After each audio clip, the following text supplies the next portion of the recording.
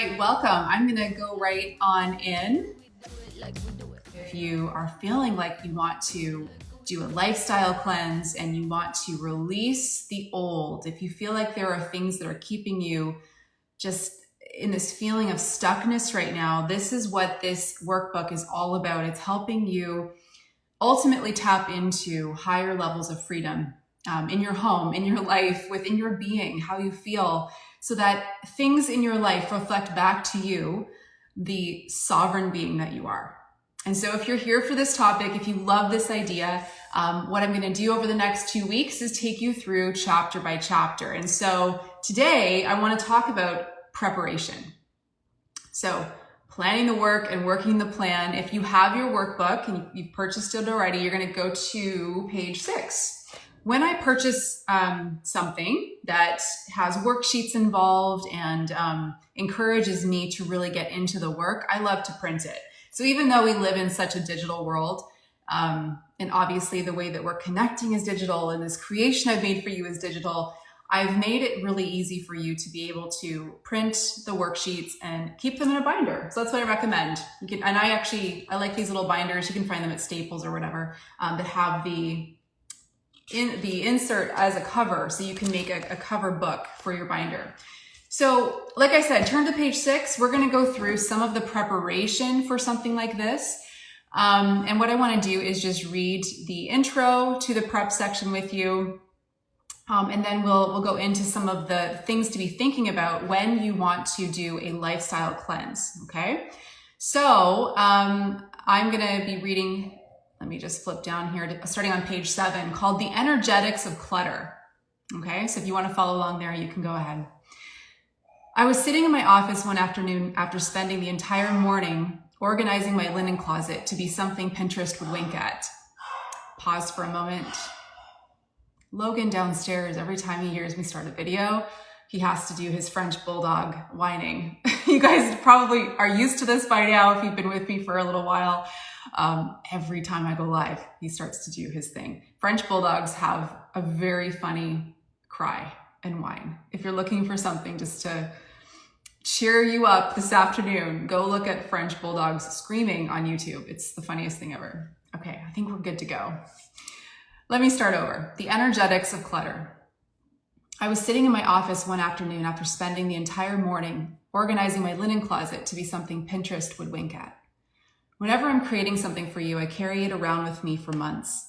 I live the work, I romance the whole concept, and live it before it ever becomes the thing you're reading now. I'm never without 5 Post-it notes around, pausing to record an audio note to my inbox to process later, or even aqua notes in the shower. It's a real thing, by the way. You can buy notepads for your shower. It's actually brilliant. You do your best thinking there, right? As I've scrubbed my life and home in an effort to have every nook in our space reflect freedom back to me, I've been trying to define what this experience I'm guiding you through here has done in my own life. And I can best describe it as the intersection of energy and freedom. So as I was sitting in my office a few months ago to begin sorting my ideas and the flow of this workbook for you, I was thinking about the energetics of clutter and the impact that it has in our life, typically without our knowing. Clutter has a sneaky way of overwhelming us. It affects our ideas, creativity, our habits, our productivity, and stresses out our nervous system. When a space is disorganized, it signals to our brain that our work is not done. So it makes it challenging for your nervous system to relax and makes decision-making in the bigger areas feel heavy. To make this more official, I decided to play with the most known equation in history and redefine it just for us here. How many of you know of E equals MC squared? I couldn't even begin to tell you what that means, but for us here in this work of decluttering, we're going to redefine that, okay? So I played on it a little bit. E equals MC squared for us is going to mean energy equals mass clutter squared away. Welcome to my brain. This is what I do. Whenever I see things, this is like one of my favorite things to do in this world is to come up with names for things, words, and just, the creation of something through different words and playing on words. I love doing that. So energy equals mass clutter squared away. That is what we're all about here. So on the next page, I introduce you to the flow of each chapter. So I want you to try to imprint this in your mind as you think about various areas of your home and of your life, that you're taking it through a particular simple sequence, okay? Now, the sequence of the chapters in the workbook, starting with our time, our calendar, that's the first chapter. Then we go into our device, our smartphone. Then we go into the kitchen, bathroom, let me try to think of the order, linen closet, clothing closet, and then our cash flow. Those are sequenced intentionally to help you build organizational muscles as you go along. So it really is designed to be done in this order.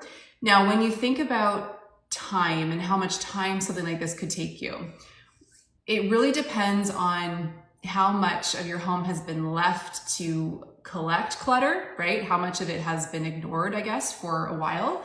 Some of you are going to be spending a lot more time on things like your kitchen, helping it work better for you and setting it up to really be a space that you want to spend time in.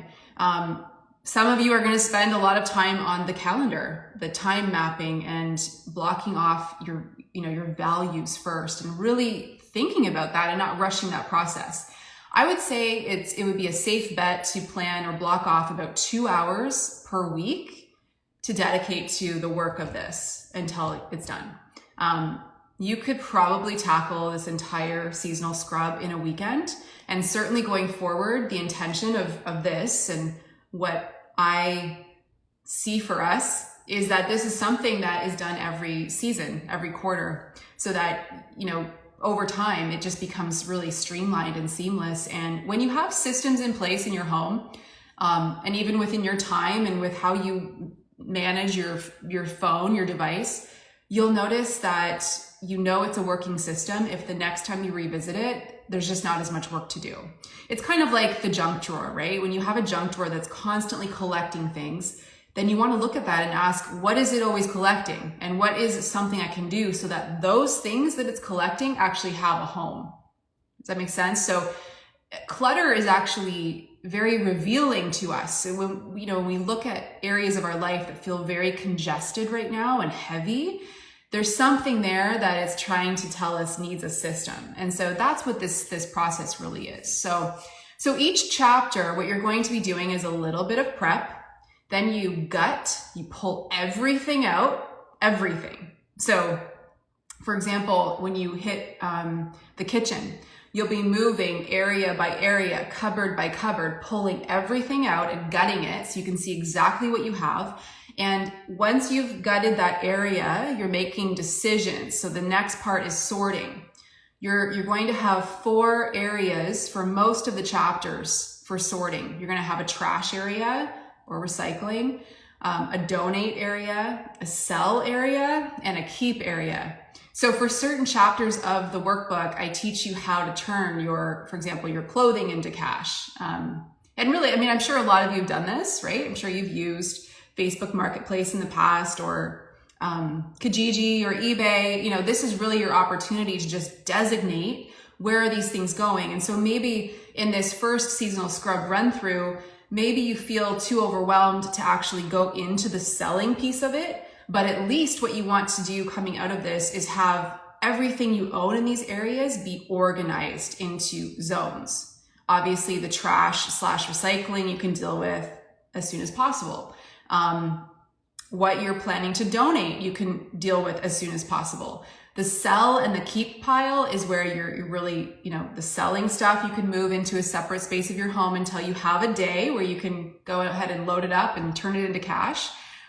The keep section is where you go next in this process. So you gut it, you sort it, and then you place it. And everything is going to be placed back in alignment with a design. So for example, when you get to the kitchen chapter or the linen closet or the clothing closet, I've given you a schematic where you're thinking about, based on everything that you're keeping. Let me see if I can find it. I haven't organized my worksheets yet.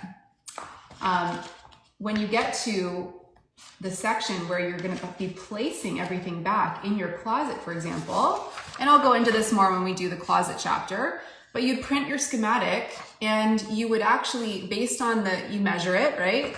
Get your square footage, you're gonna actually do a blueprint of where you want everything to go back.